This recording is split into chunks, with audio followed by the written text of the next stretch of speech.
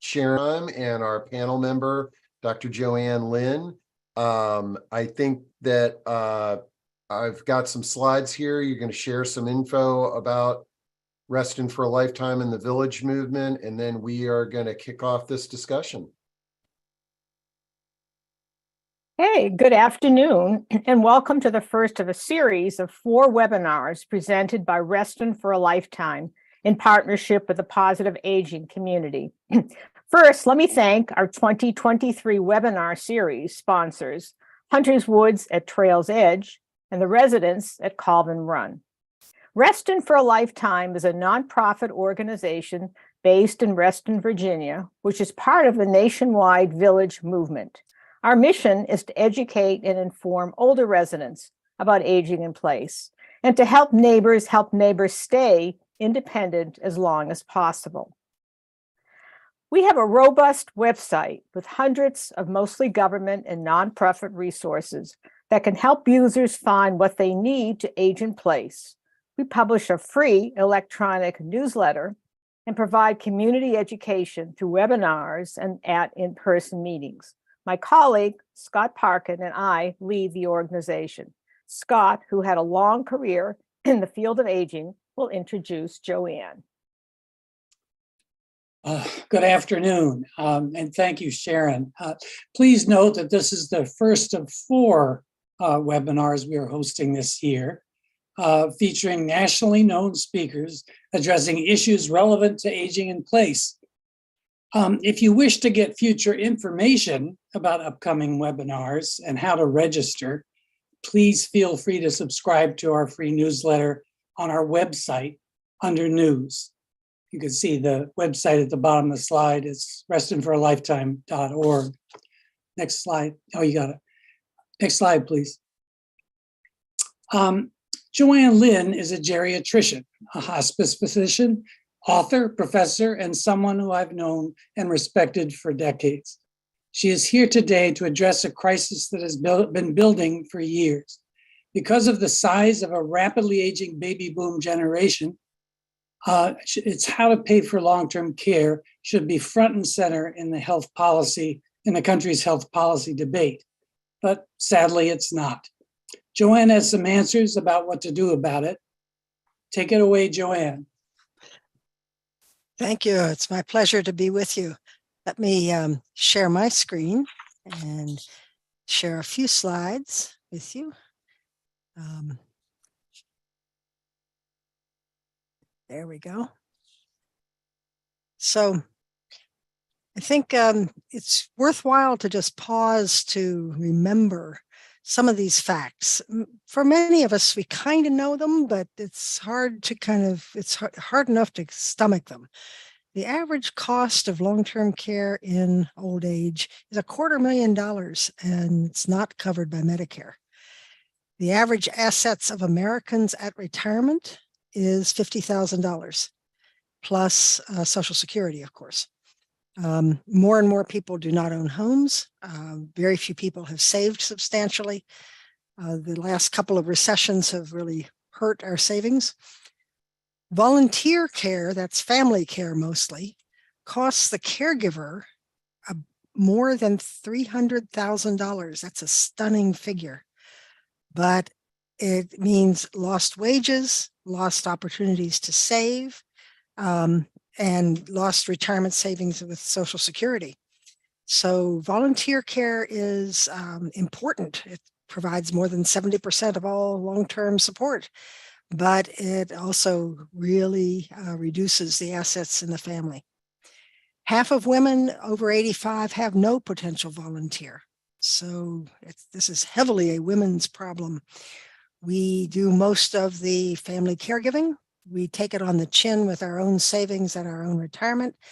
And then we outlive our spouse, and in many cases now outlive our close family. Nursing homes are already failing in large numbers. Long-term care insurance is costly, limited, and uncommon. Less than 10% of people have any long-term care insurance, and most of that's inadequate. The number of elders needing care will double in the next dozen years.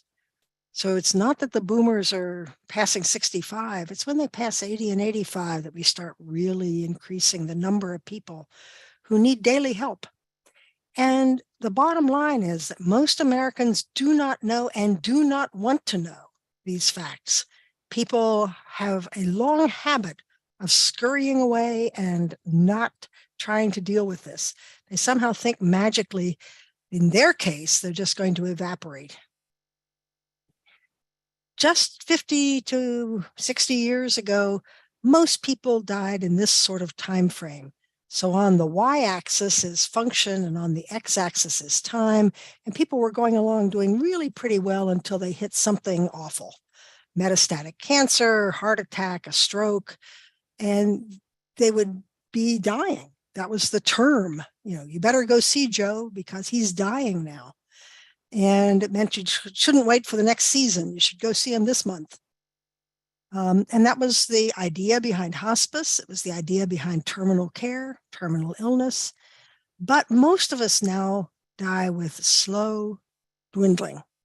We lose a little bit here, we lose a little bit there, especially in old age. It's a little bit here, a little bit there. And then you get a cold and it takes your life, or you have a small stroke or a heart attack and you just don't have enough resilience and it takes your life.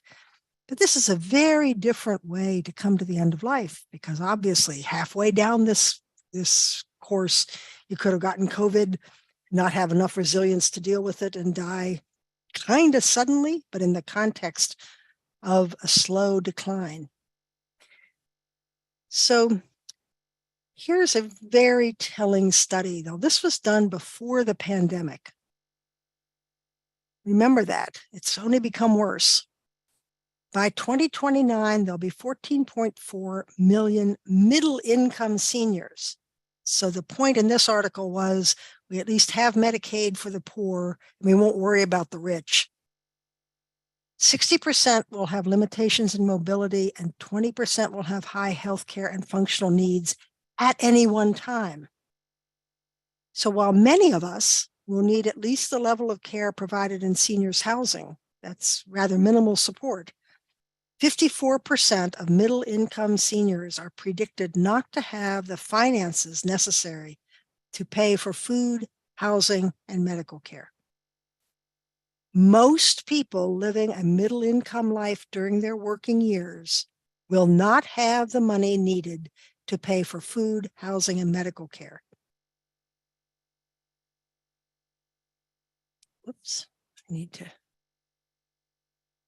So if we let the system just drift, what we will get in the middle to late 2030s is a lot of senior homelessness, 90-year-olds who cannot afford to stay in a house, keep a roof over their head.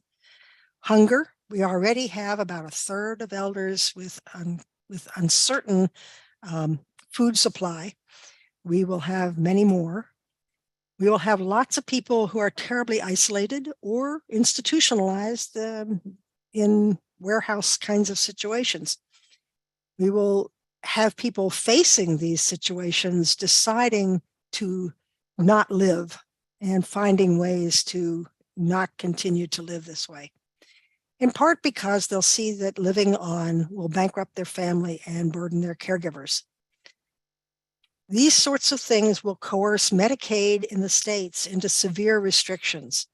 Already, most states require that you either have 2 activities of daily living that you cannot do on your own, which is the level that pretty much requires someone being around all the time, or you need to have cognitive failure sufficient to need someone around all the time. And some states are already moving to 3 or even 4 activities of daily living. That means you're on your own until you are terribly disabled in order to get into a Medicaid support. And of course, very few people find Medicaid support to be a desirable option. So let's talk about aging in place. Everybody thinks they want to stay in their own home. And so if you ask if you'd prefer to stay in your current home to the end of your life rather than moving into a facility, virtually everybody says yes. But they are imagining that things will go on as they are now. So they're still able to get food in, they're still able to manage the house, they're still able to do the repairs, they're still able to get around. If you ask if you have to be in a wheelchair to get around or require someone nearby all of the time to cover for your memory and judgment problems, would you then still want to be living in your current home? Less than half say yes. In large part, that's because our homes are maladapted to living with disability. So you can't reach the cabinets, you can't reach the stove, you can't get up the 3 steps that there are to the front door. We have to also get serious about the costs.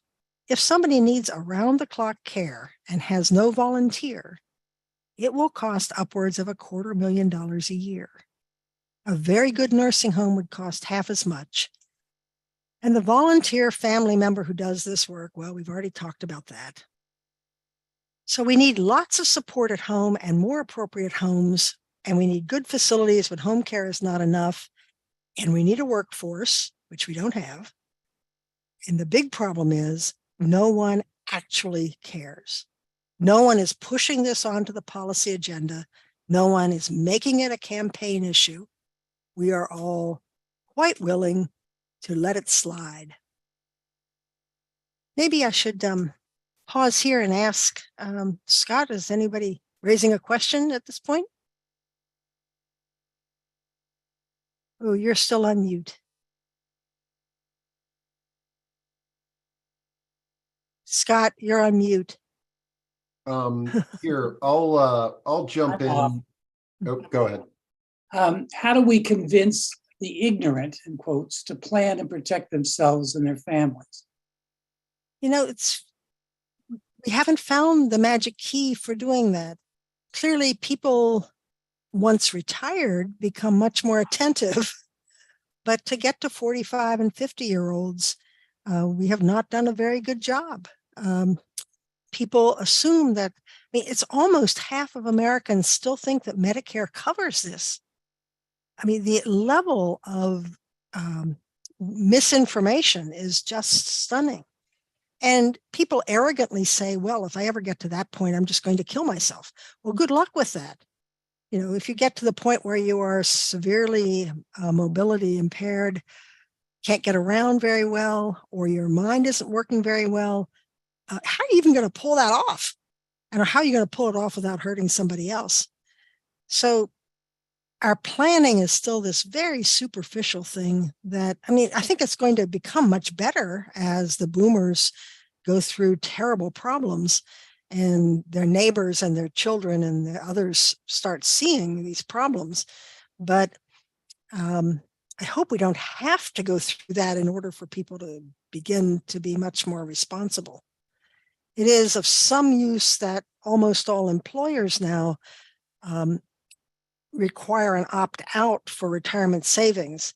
So the 20-year-olds are actually saving much better than the 40-year-olds because their employers are, require them to opt out rather than to opt in to retirement savings.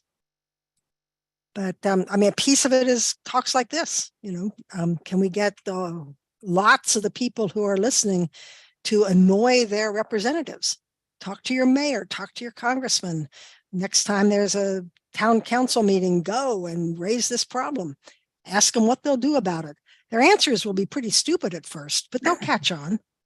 I mean, I'll show you a little more about that. I prioritize long-term care financing because even if we make gains in other arenas, improve the workforce, improve the nursing homes, improve the home care, they will backslide when we double the numbers if we don't have a better way to finance this. And most of the current shortcomings have their roots in inadequate funding. The average worker in home care or a nursing home, the average direct care worker is still making less than $13 an hour. That is less than $26,000 a year. It is impossible to live on $26,000 a year and raise a family. So most of them work 2 jobs and they cobble together ways to hold things together. This is a very difficult job and we have to learn to respect it and to pay just like we would a person working in a foundry or a union member working in a industrial plant. Americans are beginning to be aware as they see their elders going through this. So maybe it's a good political moment.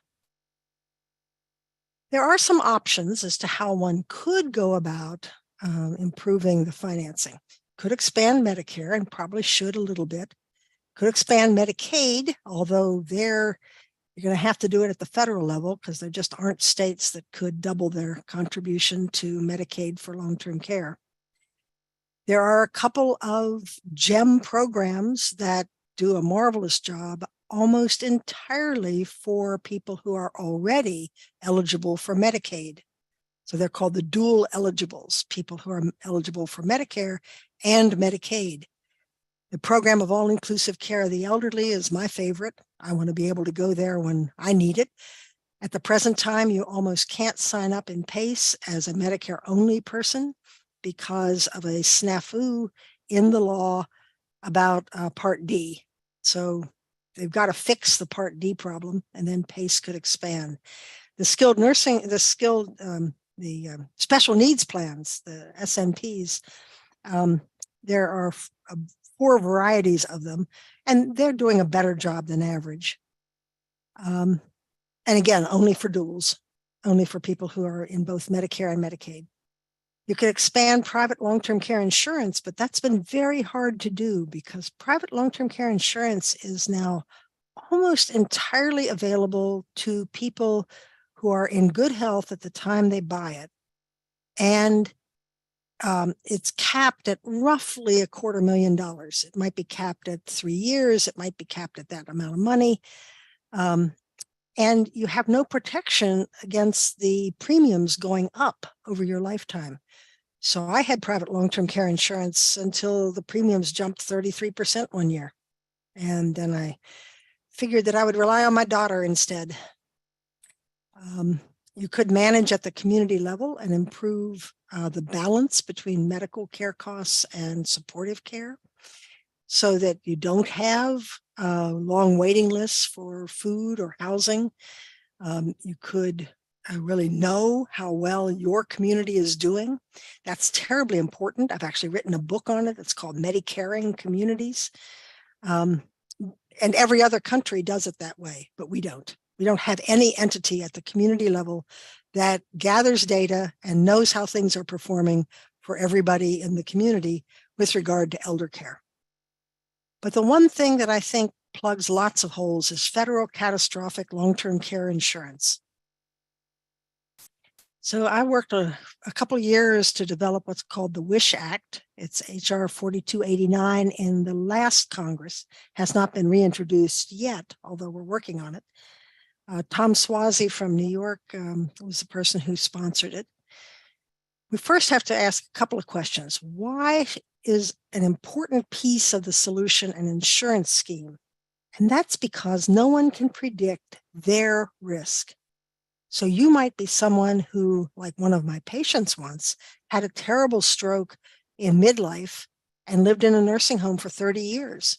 No one can save for that. And you can't buy private insurance to cover it. 30% of us will get away with very little long-term care costs, or essentially none. 30% of us will have less than a couple of years. And the rest of us will have a substantial long-term care cost. 1 in 7 of us will have more than 5 years of costs at the 2 activities of daily living level, requiring someone to be in your presence nearly continuously. So this is like fire insurance. You can't tell if your house is the one that's going to burn, so you buy fire insurance. You don't particularly want to use it. You hope you never have to use it, but you buy it in case you do have to use it, that there's a large pool that will pay for the reconstruction. The next question is, why federal? Because people work across state lines, retire across state lines, move across state lines. There are now a dozen states working on some kind of long-term care insurance plan. They will run into tremendous problems. This has been one of the major problems with Washington State's state-level insurance plan. is that people lived in Oregon and worked in Washington, or vice versa. And you only get vested if at the time you need it, you're still living in the state. So they're trying to figure out how you can equitably manage this with the moving, but boy, is it complicated. In addition, of course, some states are much more wealthy than others. And if we had a national insurance scheme, you wouldn't be just in a very bad position for living in Mississippi rather than in California. There'd be a federal level. Why catastrophic? Why cover only the really serious long-term care costs? That's because people over their lifetime could save or buy insurance or raise enough children that they're in good position for the first couple of years, and then have the insurance kick in when it's really a big loss. That's like a deductible on any of your other insurances. So yeah, you don't buy first dollar auto insurance. You don't buy first dollar flood insurance or fire insurance. You assume that you're going to cover the first whatever, $2,000, $5,000, $10,000. And then the insurance is going to pick up at that point. It's a much more intelligent policy matter to cover the big risks. What level of disability? The way we wrote it was the 2 ADLs, or the constant attendance requirement for a person who's cognitively impaired.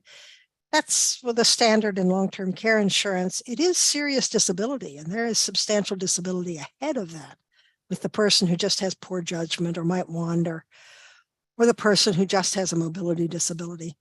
But this is sort of where we hit. And then we varied the waiting period depending upon your opportunity to save over your lifetime. So people who are very poor throughout their lives would only wait a year for this to kick in. The average person would wait a year and 10 months. But, the very rich people would wait 5 years because they had plenty of opportunity to save or to buy long-term care insurance to cover the waiting period. The cost of long-term care is almost the same for the rich and the poor. So you provide the same benefit, but delay it longer for people who live their life rich. And you can learn more about the WISH Act at my website. It's a series of blogs that kind of arm you to take the WISH Act to your representatives. So feel free to go there. It's just drjoannelynn.org. But all of this, of course, is a case study in denial. This is how we're dealing with the age wave. We have done almost nothing to deal with the predictable fact that we are going to have twice as many elderly people disabled in 2035 as we had in 2015. It has been predictable since all the little kiddies trundled off to elementary school in 1960. And we are so used to kicking the can down the road or putting our head in the sand that it's just very hard to get people riled up about it. So in the next 20 years, we could look forward to living with joy and confidence despite disabilities in old age. So if you are able to get around in your living quarters, despite being in a wheelchair or despite having to use a walker, because your living quarters have a big enough entry to the bathroom, because you have a grab bar, because the arrangements have been made to all make sense. Or we could watch the perpetuation of the current seriously dysfunctional care system, in which the medical care side is making out like bandits and the supportive care side is starved for every penny. So I'd call on everyone to work now to prevent homelessness, hunger, poverty, and the warehousing of disabled elderly people. Instead, make it possible to live with comfort, dignity, and economic security in old age. This is a poll that was done ahead of the last election. This was a poll trying to find out what it was that people were concerned about. I have no problem with people being concerned about these issues, but you will see that our issue, elder care, is simply not there.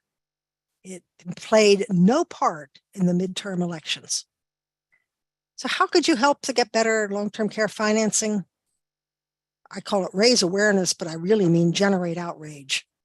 just really push politicians, tell your stories, write to newspapers, engage with Twitter, get the facts into public education, make My Medicare, the pamphlet that comes out to all Medicare beneficiaries, say something about it. Get the Social Security information to say something about it. Specifically focus attention on whatever matters most to you. It might be workforce, it might be housing, it might be food delivery, but include retirement security, Social Security, long-term care costs, the WISH Act, and the burden on families. This is now the largest cause of family bankruptcy, often not even declared because there's nothing left to protect. The family has lost the business, has lost the ranch, has lost whatever they had, and often it's the second generation down who was taking care of grandma because the middle generation still had good jobs. Get organizations to weigh in. Talk to the organizations you're party to. Make sure everybody is annoying their representatives just as much as they can. I like the Lorax. Unless someone like you cares a whole awful lot, nothing's going to get better. It's not. So everyone on this call, get to know who your congressman is, who your senator is. A lot of the solution needs to be at the federal level, but also annoy all your local politicians. Make sure people realize they have to learn enough about this to have answers. Otherwise, we are going to have enormous numbers of people in old age with disabilities, and we're going to just have to go back to warehousing.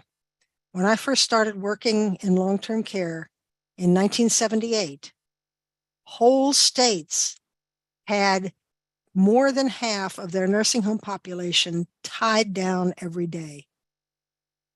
We had a nursing home in Washington, D.C. that had more than half of the residents having stage 3 and 4 pressure ulcers. We have come a long way. Those outrages are now very rare. We could lose it all just by virtue of the numbers. With an overwhelmed system does what it can and can't do more. So we have to get people thinking 10, 12, 15 years out, not just the next election, but what are we going to do so that by 2050, we have a fully functioning system and people can look forward to old age with some confidence. Thanks. I'm sure some questions have arisen. Yeah, Scott, Steve, that was great. Sharon? That was great, Joanne. Really thought-provoking. And I dropped into chat all of the contacts for the Congress people. So this is great that you're activating. I don't know if you'd like to comment on it, but Tony wanted to know if you've considered how reverse mortgage and FHA insurance HECMs can help with the long-term care issue that we're facing. Yeah, I mean, we obviously need multiple ways of financing. Even if we passed the WISH Act, you still have to finance that up front. So let's say you've been a good employee and you've earned enough to have a 3-year wait. Maybe a reverse mortgage is exactly what you need. You could draw the finances out of your house until the federal insurance kicks in. It's a perfectly good way of having money in the bank, so to speak. So I have no problem with reverse mortgages. Now, reverse mortgages in the ancient past, I mean, back when I was first starting, left the mortgage holder liable to pay for your time for as long as you lived. The reverse mortgages now are time limited.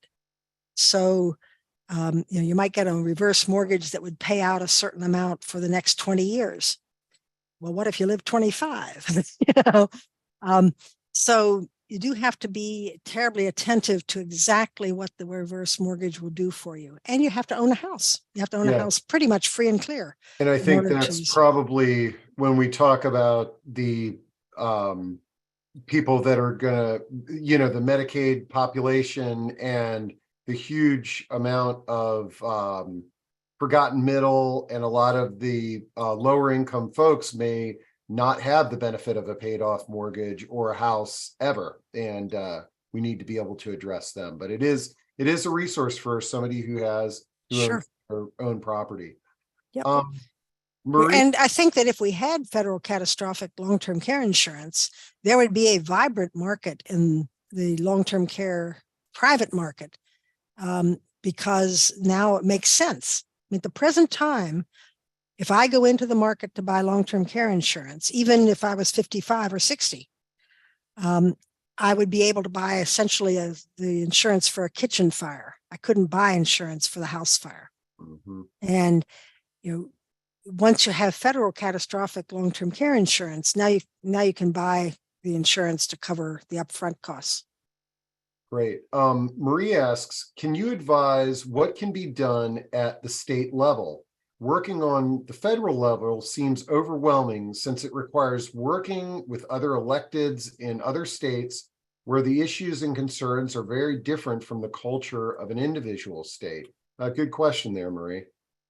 Yeah, there are a dozen states that are dabbling in this one way or another.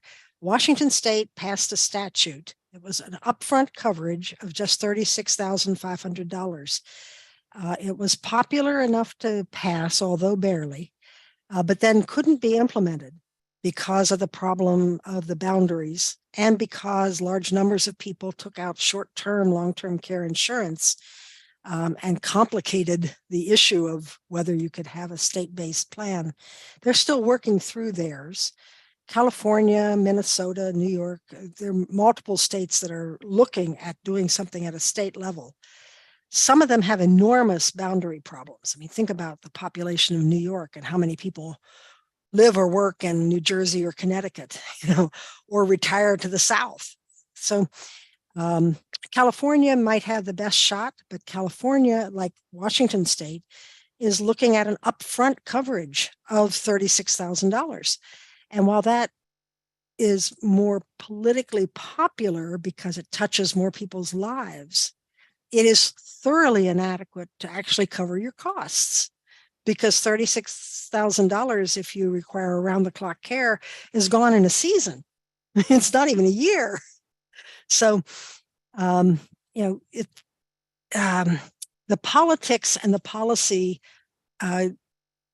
options do not match well. The public can be riled up to feel like they have some protection when it's only $36,000.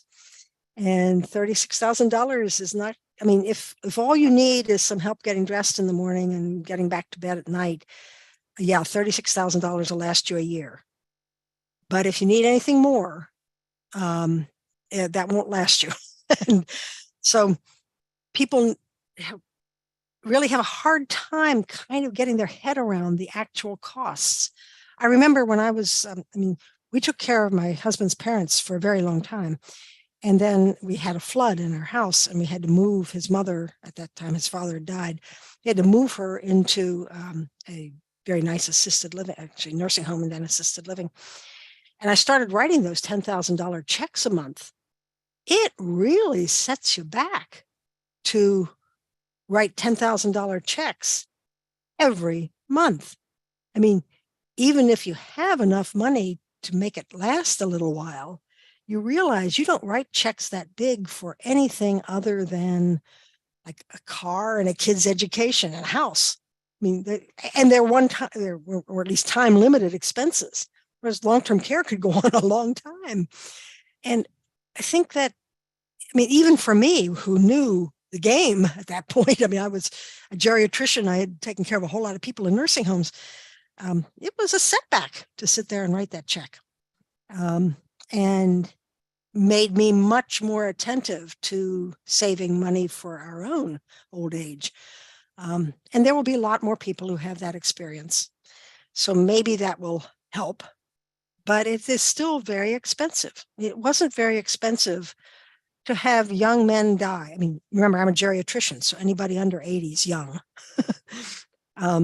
Die with their first heart attack, die with their first stroke. The major causes of death in 1965 when Medicare passed were infections, strokes, and heart attacks, and cancer.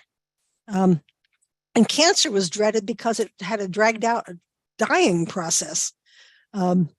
So, we've only lived with large numbers of people needing lots of long-term care for a relatively short time. And even when you had elderly relatives who needed long-term care back 100 years ago, those people had an enormous number of direct descendants who had nobody else they needed to take care of. And there was always a maiden aunt somewhere or a cousin who didn't have other work and some way to take care of this person who had 50, 60 direct descendants who had nobody else they needed to support.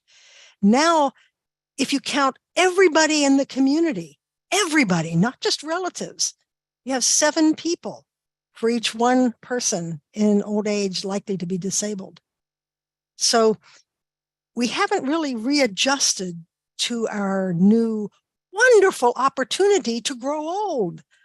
I mean, it's a really nifty thing that we don't mostly die before we're 65, which was the case 100 years ago. The average age of death for women in New York City in 1900 was 46. The average age of death for men was 46. A very different world. Now, most of us who make it through infancy and learning to drive and being young adults are going to make it into our 80s and 90s, and we're going to need some help. The Older Americans Act is coming up for reauthorization. The Older Americans Act is why we have waiting lists for Meals on Wheels. The Older Americans Act has gone up by 10, 12% over the last 15 years, while Medicare has tripled. Medicare has tripled in the time that the Older Americans Act has barely increased. And the Older Americans Act is what mostly funds Meals on Wheels and the area agencies on aging that help people find the services that they need. So, rally around the Older Americans Act, rally around the WISH Act. Just start raising what in my youth would have been called holy hell and getting people upset. Well, Beth has a really great comment that I think could really help with that. And she says, are there any stories about people who have experienced the financial hardship now? This is a current problem in documenting families who are suffering now in this specific situation, and the lack of long-term care coverage would be useful talking point for the legislators. Yeah, there are lots of such stories now in the New York Times, in the Boston Globe, in the Washington Post. I can't give you a citation right off, but you can find them pretty quickly. There have been half a dozen in the last 2 weeks outlining, sort of the burden on family caregivers, the financial costs of long-term care. Maddeningly for me, the reporters never get around to saying what you could do about it. They portray the calamity that happened to this family or to 5 or 10 families, and that's it. It's like a human interest story. And it allows people to be off the hook to think, well, that's somebody else. That won't happen to me. I'll keep my head in the sand. No one's pulling my head out of the sand. We need to, I have corresponded with 3 of those news reporters just in the last maybe 10 days. One from the Washington Post said that he had an article on evictions out of assisted living, which ran just a few days ago, and that the next thing he would take up is what you could do about it. I said, terrific, do that. People need to have a sense that there is something we can do about it, that it isn't just overwhelming, that we have to turn our head away. We are going to have a hard time walking past disabled 90-year-olds who lived their lives in the middle class. They were, bus drivers, or they were mechanics, or, whatever, but they didn't have the opportunity to buy insurance or save enough to get themselves housed in old age. Yeah. where's the rallying for Social Security? I mean, we ran the risk of having Social Security cut 20% in 10 years, just when the age boom really hits. And yet the move on Capitol Hill is just so thin with regard to even supporting Social Security. So Deborah asks, and given the huge costs, how would the federal long-term care be funded? It's hard enough to keep the Medicare and the Social Security afloat. Yeah, I mean, in the WISH Act, because it was the data that was available, we estimated that it would cost a 0.3% additional tax on wages over your lifetime and a 0.3% employer contribution. So a total of 0.6% additional tax on wages would fully fund it. There's information that I have not yet been able to quite pin down to be confident of, that you could get the same amount taxing what is called non-wage income from investments, income from interest on savings, and those sorts of things. That now the non-wage income in the country is roughly equal to the wage income. So you could have a 0.6% tax on non-wage income, or you could split it. But it means that someone making $100,000 a year would have $600 set aside for their retirement. And the way we constructed the WISH Act, as opposed to Social Security or Medicare, is that every age cohort effectively pays for itself. So you aren't paying current beneficiaries out of current employees. You're saving for your own old age. That could be compromised, and then the amount you had to take out would actually go down some. But there are many possibilities in this. If we had a vibrant discussion, we made 20 serious decisions in writing the WISH Act, all of which could be done differently. But it still has to be federal, catastrophic, long-term care insurance. And it's very affordable if you spread it over a lifetime. So that's what we wrote in. You could do it in other ways. You could, move the estate tax into it. You could move general revenues. I think there's something very symmetrical about saving Social Security. Get rid of the cap. I always find it so offensive in about October of every year when I was working full time that my Social Security tax would stop being paid. It's like, no, wait a minute. I'm making good enough money. I could pay clear to the end of the year. Why is this stopping now? And of course, for millionaires, it stopped in mid-February. So if you're making $1 million, that's all you pay. So we can either get rid of the cap on Social Security and then have this as effectively being a supplement that is targeted to the piece of time you most need it. So you get your Social Security all along, and then when you get really disabled, then this kicks in to help you out. So one way to think about long-term care insurance is as a targeted supplement to Social Security. I mean, there were many ways of doing it, but that's one. And it's one that has marvelous effects. It reduces the number of people who have to go into Medicaid by a substantial amount, saves state budgets, allows people to be responsible for their own futures, allows people to make their own choices. We wrote the WISH Act to send a check, like a Social Security check, not having to get reimbursed for expenses you already paid. But if what you really need is to repair the roof, here's the money to do it. If what you really need is to have food delivered, here's the money to get it. You don't have to have spent it specifically on long-term care and then get reimbursed. You could do a reimbursement. It's probably just a little cheaper in terms of the outlay, but much more expensive in terms of the administration. So Social Security knows how to cut checks. They know how to do it very inexpensively. So we put it in Social Security to manage this trust fund. But there are other choices. You could make other choices in other ways. Well, I've been babbling a lot from behind the curtain here, reading some of these questions. Scott and Sharon, do you want to jump in or share some of the uh, insights Let from? me jump on the question that just came up in the chat. Oh, from Sylvia. Younger, no, Yeah. from Judy Wagner. Oh, It Judy. still seems as if the younger people would have to pay for the older folks. That is not true in Wish. Wish is structured like a private long-term care insurance plan in that every age cohort pays for itself. You could compromise that and fully like Social Security does or partially, but just to clarify, we wrote Wish so that every age cohort could count on what they put in being available to them.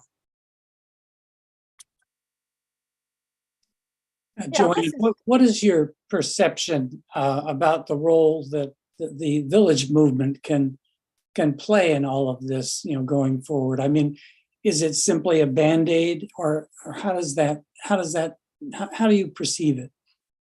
Well, the village movement obviously is different in different places. The villages do different things in different places. So it's not one thing, but they're terribly important in helping people with relatively modest needs stay at home.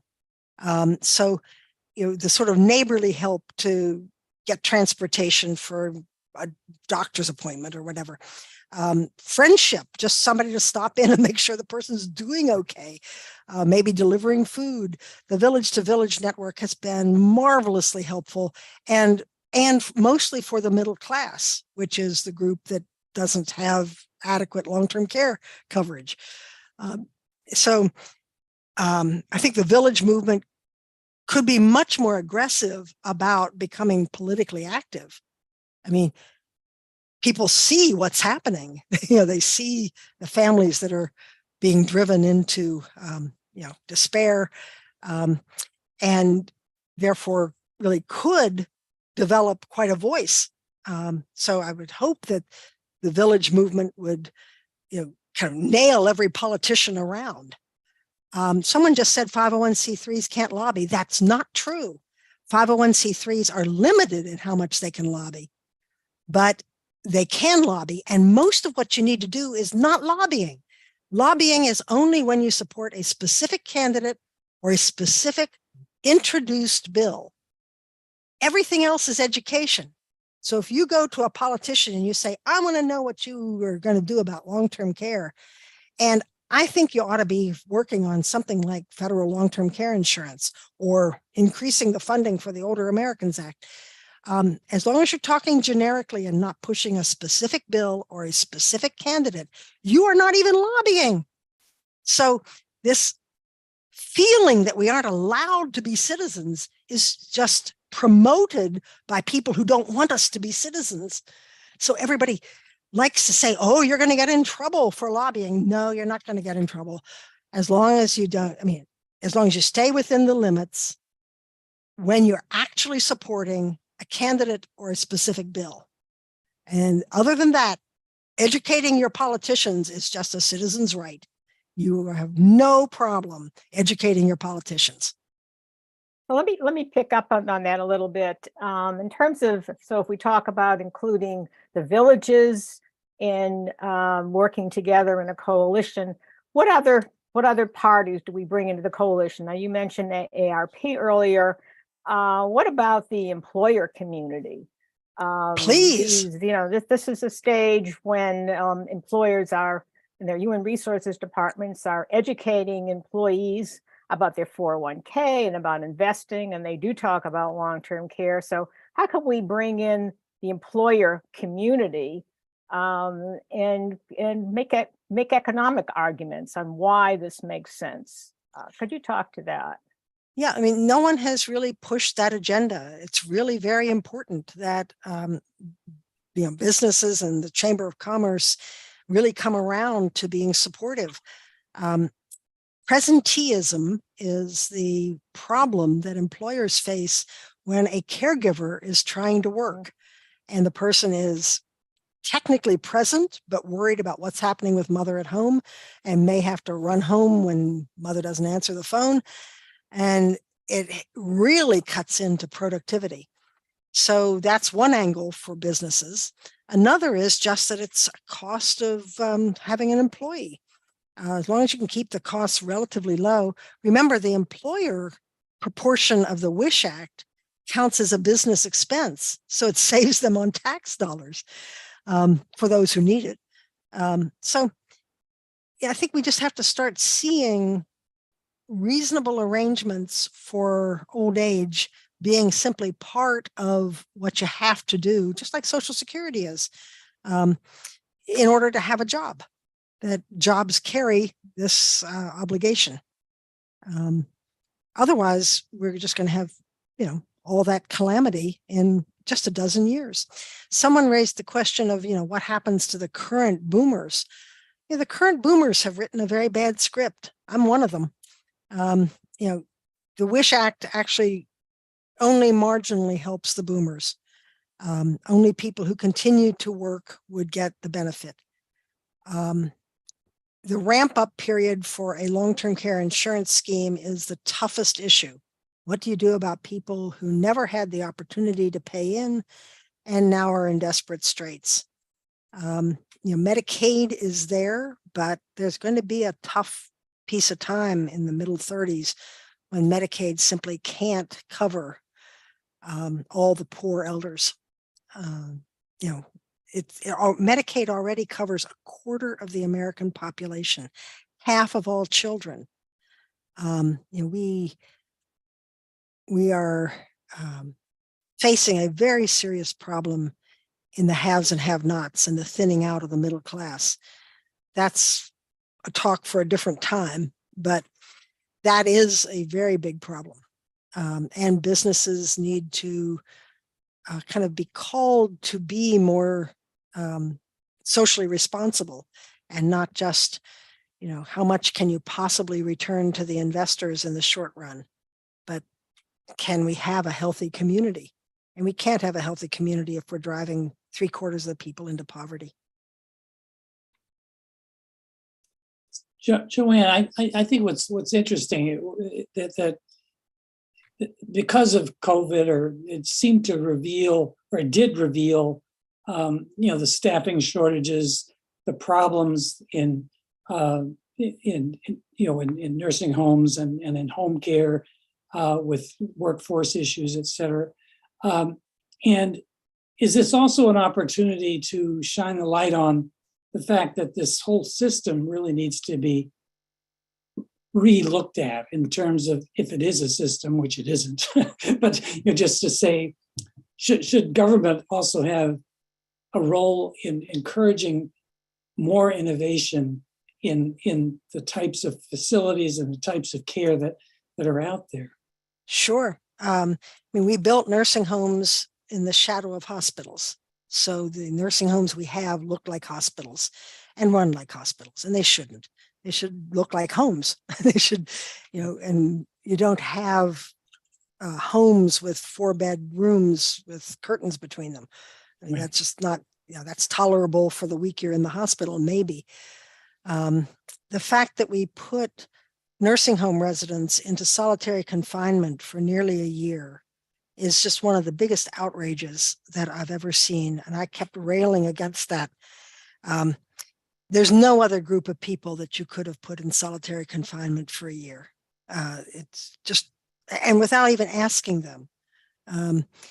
We knew fairly early, before we had vaccine, that in a nursing home that had an outbreak, which most did, 20% would roughly, these are averages, roughly 20% would die, 30% would get very sick and recover, and 50% would have no symptoms at all, but would have the disease.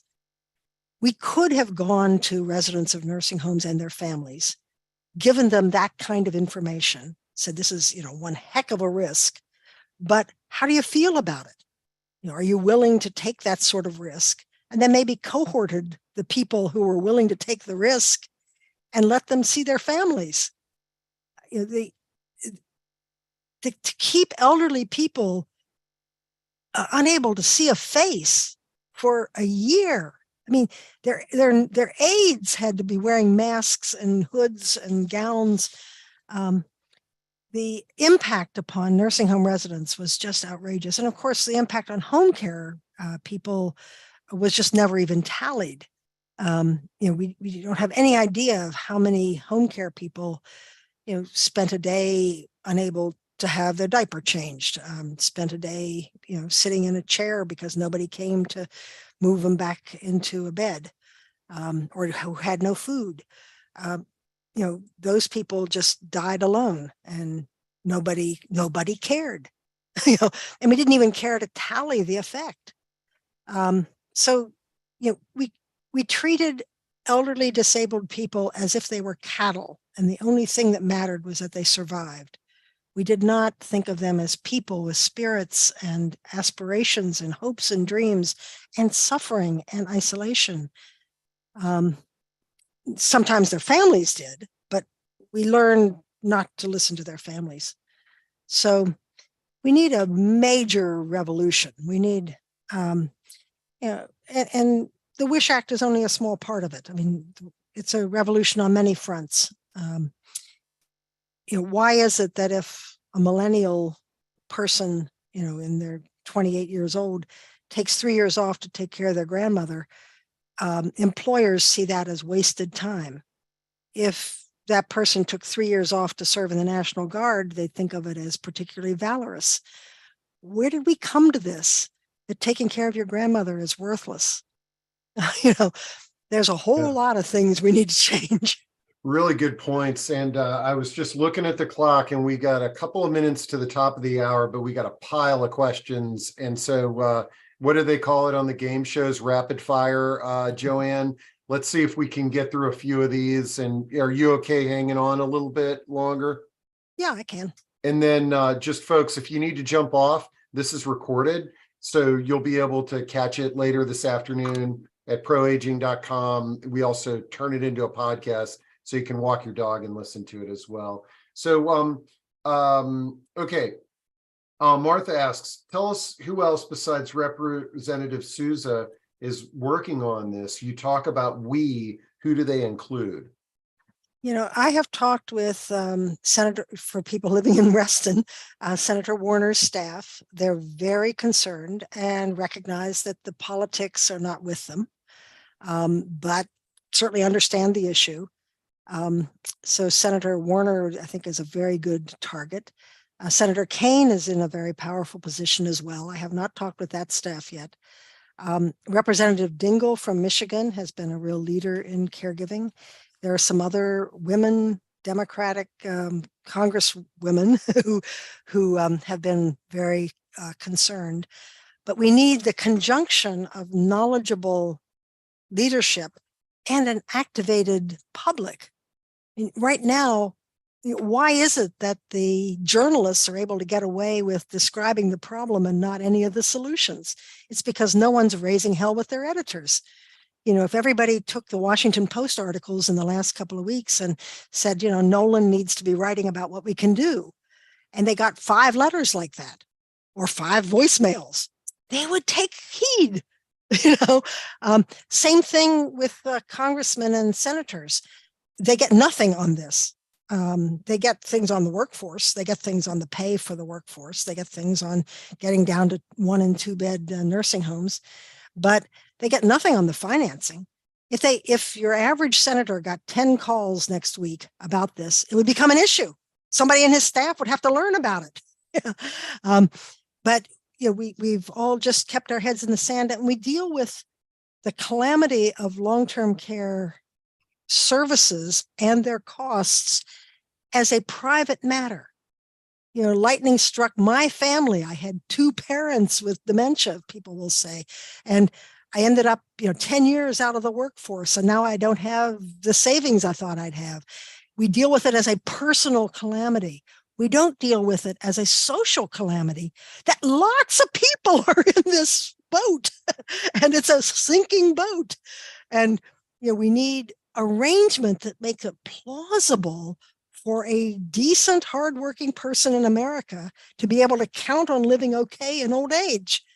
That's not a high bar, but it requires that we notice for a long time. Yeah. we had some questions on Social Security, and someone asks, why do we require contributions for middle and lower income to begin at first dollar, and when we could potentially have high income people pay 1% more into Social Security? And not to sort of steer this down a rabbit hole, but we've all seen what's going on in Europe, where one of the major solutions for Social Security is increase the age, and see what happened over there when they tried to do that. Well, increasing the age in the United States would mean substantially disadvantaging the poorer workers. It is the well-off who live into old age, very old age. So the person who spent their life, digging ditches is very unlikely to make it past 70. Whereas the person who spent their life as a professor in a classy college is very likely to make it to 90. So there's this problem of being seriously inequitable if all you do is raise the retirement age. On the other hand, taxing the wealthy more substantially is very appealing. It's just that there are very many more things that need to be done out of taxing the wealthy. So, the child tax credit. I mentioned that half of our kids are in Medicaid. Half of our kids are in Medicaid. We are raising a whole generation who never had food security their whole time growing up. So there are other competing priorities for taxing the wealthy. And I'm all in favor, but we just need to have a serious conversation about, sort of how much goes to elder security and how much goes to some of these other social needs. But that's exactly the conversation I'm desperately trying to engender. We can't just have elder care off the agenda. No one talking about it. We are going to have huge numbers of elderly unable to afford to have a roof over their heads and food on the table. That we have not had in America ever. And that I don't think we'll be able to stand doing that. We've learned to walk past the schizophrenics, standing outside the subway station. They're 45 years old and smoking, and they can stand and walk. And we've sort of learned as a society to be able to walk by homeless 45-year-olds. I think we'll have a lot more trouble walking by 90-year-olds. and that will be an enormous drain on the economy. And it will be a constant balance as to how much we're going to pour into Medicaid versus all the other good things that we need to do as a community. So, it requires a public conversation in a way that we have long avoided. And if everybody on this call, you have a lot of people on this call, if everybody on this call committed to doing something every month for the next year, it would make such a difference. It would make such a difference. We don't need yet hundreds of thousands of people. We need 10 dozen. So we've got that. Yeah. All right, folks, this is a great way to activate the positive aging community and Reston for a Lifetime, and villages all over the country for that matter, is that this is a great pep rally, Joanne, on outreach and raising awareness, because it's the last thing that we want. And to the point, the topic of solo aging is our number one topic on these discussions. And for the solo agers out there, and that could be any one of us, this is also a very important safety net for all of us if we outlive our loved ones as well. Yeah. As the Lorax said, unless someone like you cares a whole awful lot, nothing is going to get better. It's not. It's us. Yeah. We have to speak up, and we have to, and we can be wrong about what we're advocating. Just get the issue on the table. Mm-hmm. All right. We've got through a lot of the questions. I tried to cut and paste some of the chat comments in chat, and take a look at those. Those will be also in the recording. but you know, I really want to let me just, I love it when people are brave enough to sort of share a real life story. And Alice is sharing that, you know, she's looking for an affordable place to live as she ages, and it's because it's coming a little bit more difficult to take care of herself. I feel as though I'm spinning my wheels. I need to talk to someone who knows what is available to me other than the hugely expensive places that like a life plan community or what have you. Yeah. Joanne, from your Yeah. perspective, I mean, we got to And- raise conscious, but we got to solve problems like Alice's today. Yep. We have a short-term challenge and a long-term challenge. And I've been speaking mainly about the long-term challenge. In 1983, Singapore started requiring that all residential housing be wheelchair accessible, not 20%, not 10%, everything. And so by now, there are a lot of places available, and there's no problem finding a place. We also have been through, I guess, almost 80 years of loving the suburban house. You know, the 3-bedroom, 2-story house on its own lot. You know, many seniors would prefer a very nice 1-bedroom apartment or even a studio apartment that is easy to maintain, that has adequate heat and air conditioning and utilities that are easy to reach, and has some community services. There's this marvelous demonstration called Cathedral Square in Vermont, where they just put in some local services into a big apartment building. And boy, the utilization of hospitals and ERs went way down for the people living in Cathedral Square, because they had somebody who noticed when they weren't getting out of their apartment, or when their pension check was late and they couldn't afford their meds, or, you know, whatever. There was, you know, essentially a social worker in the building and a nurse who could check on your blood pressure and things like that. You know, we need to be thinking that way. Why is it that FEMA, after an emergency, aims to rebuild the places that were smashed? Why don't we instead say, no, actually, we're going to put a premium on building some housing that actually accommodates elderly people and young families? I mean, let's mix them up. You know, very young families need basically the same thing as very old people. They don't need the accessibility so much, but they need a small place that's affordable. Let's build them instead of building only, you know, 3 and 4 bedroom houses on a suburban lot. So there's a lot to be done in housing policy. There's a lot to be done in food policy. You know, why is it that we tolerate having long waiting lists for home delivered food? Check your area agency on aging. Ask how long the waiting list is for home delivered food in your area. In Washington, D.C., much to its credit, there is no one on the waiting list. They get food to everybody. But there's a study online called More Than a Meal. Look it up. You can just do more than a meal in quotes and you'll come right to it, in which we randomized people to get food or not in half a dozen cities that had more than 6-month waiting lists for food. For food. America has many cities with more than a 6-month waiting list for food delivery. I mean, do we need anything more as a black eye? That's the Older Americans Act in action. And we can, you know, we can go after that, or we can sit on our duffs and wait for calamity. So, you know, call your senator today and they won't know the least thing about it.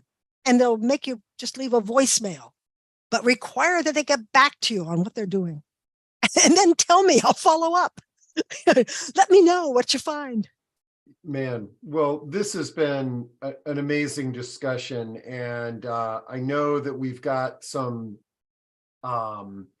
questions in the queue, and we've got things in chat. I'm going to just cut and paste all these into chat so everybody can see this. This has been a wonderful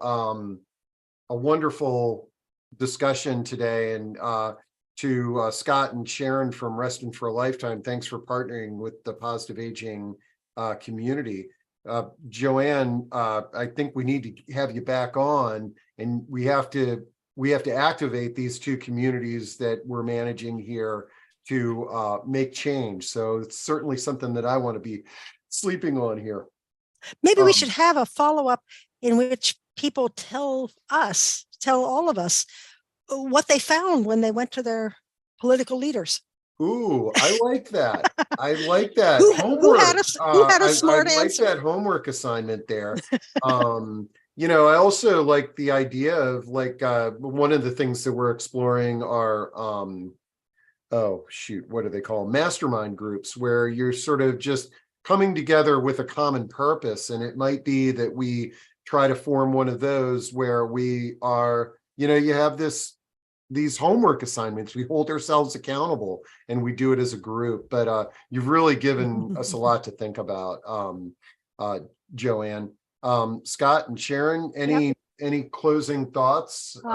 Sure. First off, I want to thank Joanne, and I just saw so many kudos in the chat from thanking Joanne for her leadership on DNR, and someone said, "Bless you for all that you've done," which is not a very good summary. So again, thank you, Joanne. Thank you, Steve, for partnering with us. And thanks again to our two sponsors, Hunters Woods at Trails Edge, the retirement community in Reston, and the residents at Colvin Run, an assisted living and memory care community in Great Falls. I hope you will join us in June to hear from Howard Gleckman, in September from Dr. Bill Thomas, and in November from Gary Barge. And Steve, will you share the details of how to watch this program later? Thanks. Yeah, I love it. And I thank you all for getting these rock star speakers like Joanne. It's not easy to get the rock stars. And so I appreciate the partnership to get somebody like Joanne here to the table today. All right, folks, have a good one. And